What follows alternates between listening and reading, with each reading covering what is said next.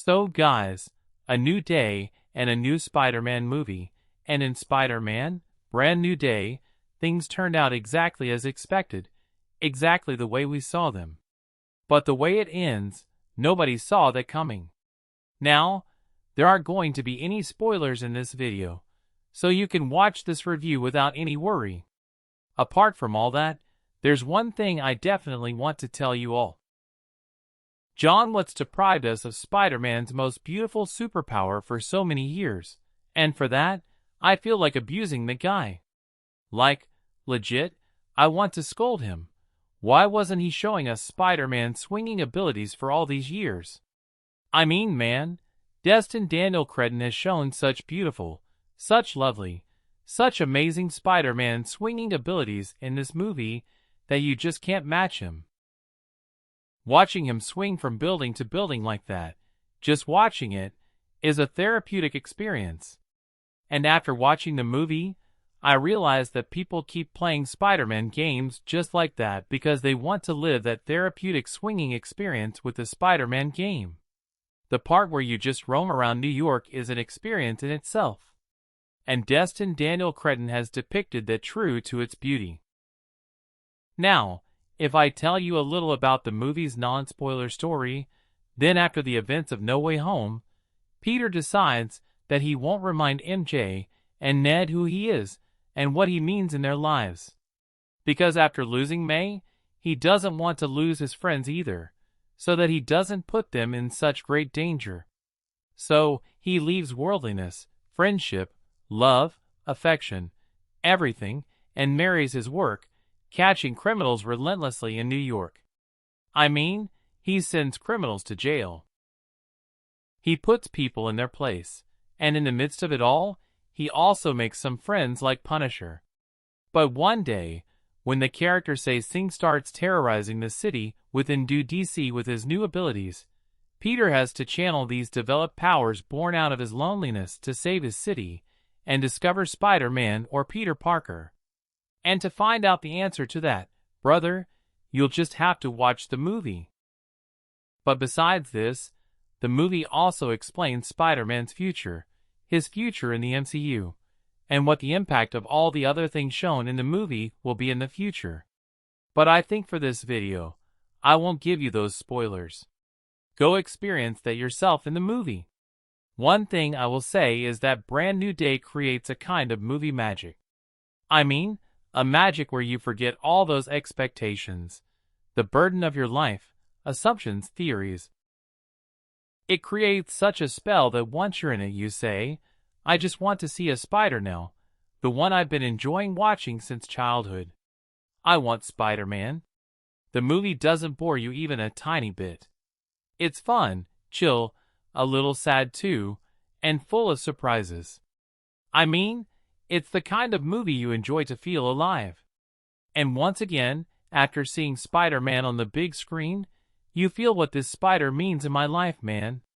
I mean, how can every little thing be so relatable? You enjoy it wholeheartedly and forget everything else. Now, if you don't get completely carried away by your bias for Spider-Man, then besides that, things start hitting you as the movie ends. I mean, you start becoming a bit self-aware. Oh, they didn't show this like that. They could have done this. They ended it too quickly. They wrapped it up cheaply. And all these things hit you when the movie finally ends. Because while you're watching the movie, you're enjoying it like a little teenager. And the movie does have valid misfires. I'll agree with that. And at the end, it does feel a little like they ended it on a fairly concise scale. And I understand that conceptually, it wasn't written to be stretched out too much.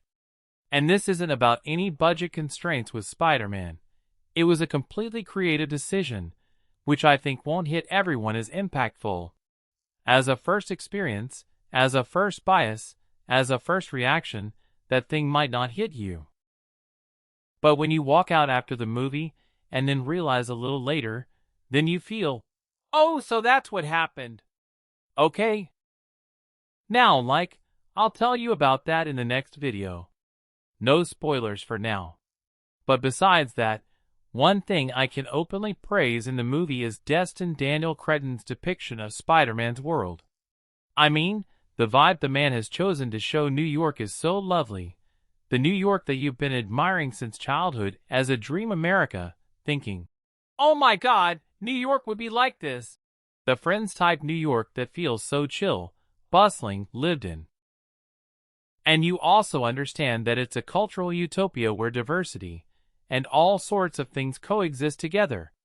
I mean, if you've had even a little fascination with America since childhood, the movie manages to show that fascination, that vibe, with the Spider-Man movie. And they've shown that whole aesthetic in such a lovely way. I mean, they've made you live in Spider-Man's New York, especially when the movie starts. And the end credits were very creative, not conventional at all. And you understand that Daniel, the boss, wanted to carry a certain vibe with New York. And if I give you a close comparison, it's like the montage sequence you saw in the show The Bear, where a certain vibe of New York is created.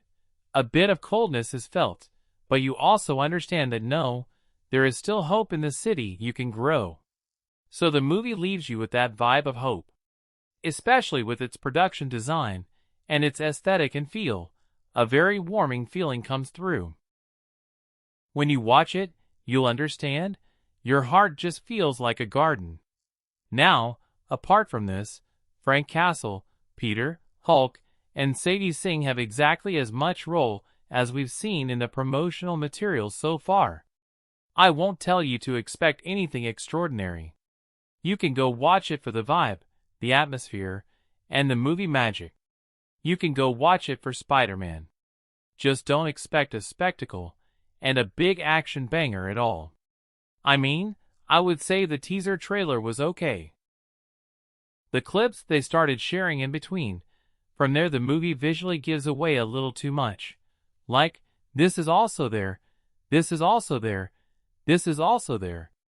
So eventually, when you watch a big action set piece, it's not offering you a lot more.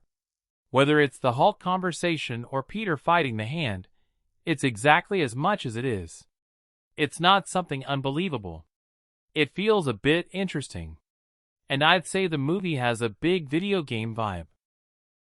I mean, if you played Insomniac's Spider-Man games, then the movie's starting point, and the way Peter uses electric roads and such during the climax fight with the Hand, that take and approach will give you a strong games feel. Like, a strong games feel. And you also understand that Daniel, the boss, must have played the Spider-Man games, and he's just put that in. I mean, I'm experiencing an amazing video game sequence and experience that seems heavily inspired by Insomniac's video game. Now, apart from all these things, one small, odd thing that you feel in the movie that breaks the immersion a bit is the abrupt jump cuts without any smooth continuity. Like, just that Peter senses something wrong on the ground. "Oh my God, something feels off here." Then cut to the next shot, and he's jumping off a building to handle that exact thing, which doesn't make logical sense. Like, okay, it's a mood because it's cool and all, but if you had added a small, smooth transition, it would have been easier. It wouldn't have felt as immersion-breaking. And it's not just once. They've done it 2 or 3 times. Like, in the middle of swinging in the air, they had to recreate a comic book panel for a character, so they just put an abrupt jump cut to recreate that panel. And they didn't show how he caught that person. It just looked cool, so they added it. The only criticism here will be that if they had shown a light transition of just a few seconds, showing how it happened and why it was necessary, then it would have been a lot better. It wouldn't have broken the immersion. But if you overlook all these things a bit, one thing I was surprised by, I didn't expect that they'd show Punisher as so chill, happy in this movie. Like, I know we like to see Punisher as hardcore, shouting, killing.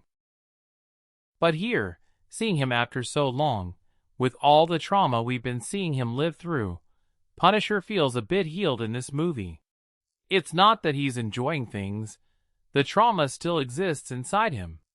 But he seems a little happy, Like, yeah man, he's managing somehow. And the two of them have messy arguments because neither of them stays quiet. And then, when a bit of fun and banter comes between them, then you understand.